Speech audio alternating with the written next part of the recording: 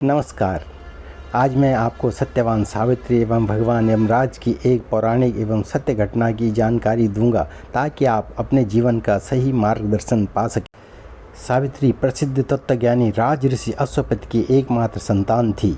अपने वर की खोज में जाते समय उसने निर्वासित और वनवासी राजा धुमतसेन के पुत्र सत्यवान को पति रूप में स्वीकार कर लिया था। जब देवऋषि नारद जी ने उससे कहा कि सत्यवान की आयु केवल 1 वर्ष की ही शेष है, तो सावित्री ने बड़ी दृढ़ता के साथ कहा, जो कुछ होना था सो तो हो चुका। माता पिता ने भी बहुत समझाया, परंतु सती अपने धर्म से नहीं डिगी। उसने कहा कि सत्यवान ही अब उसके पति हैं, वह दूसरा विवाह नहीं कर सकती। सावित्री का सत्यवान से विवाह हो गया। सत्यवान बड़े गुणी, धर्मात्मा, माता पिता के भक्त एवं सुशील थे। सावित्री राजमहल छोड़कर जंगल की कुटिया में आ गई और अपने अंधे सास ससुर एवं पति की सेवा में लग गई। देवऋषि नारद जी ने सत्यवान की मृत्यु का जो समय बताया था, उससे पूर्व समय से ही सावित्री उपवास करने लगी। आज सत्यवान के महाप्रायण का दिन था। सावित्री चिंतित थी। सत्यवान कुल्हाड़ी लेकर जंगल की तरफ लकड़ियां काटने जाने लगा। सावित्री ने भी साथ चलने के लिए अत्यंत आग्रह किया।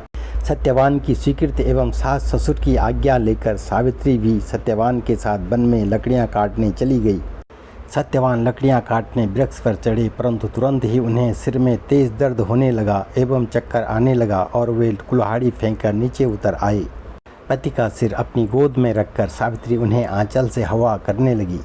थोड़ी देर में ही उसने भैंसे पर चढ़े हुए काले रंग के सुंदर अंगों वाले, हाथ में फांसी की डोरी लिए हुए, सूर्य के समान तेज वाले एक भयंकर देव पुरुष को देखा।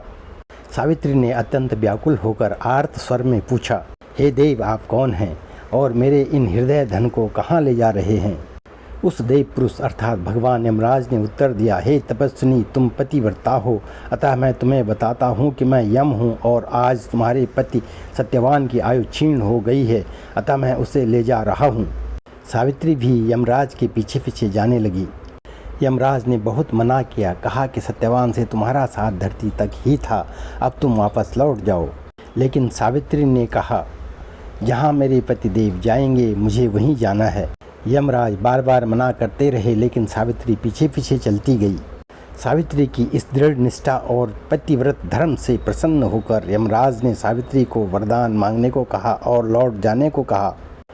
सावित्री ने अपने सास ससुर की आंखों की रोशनी वापस आने का वर मांगा। यमराज ने वह वर दे दिया। कुछ समय बाद यमराज ने देखा कि सावित्री अभी भी उनके पीछे पीछे आ रही है, तो यमराज ने फिर एक वर मांगने को कहा एवं लौट जाने को कहा। सावित्री ने अपने सास ससुर का खोया राजपाट वापस मिलने का वरदान मांगा। इसके बाद भी सावित्री यमराज के पीछे चलती रही। यमराज ने सावित्री से फिर कहा, सत्यवान को छोड़कर चाहे जो मांग लो, वर मांगो।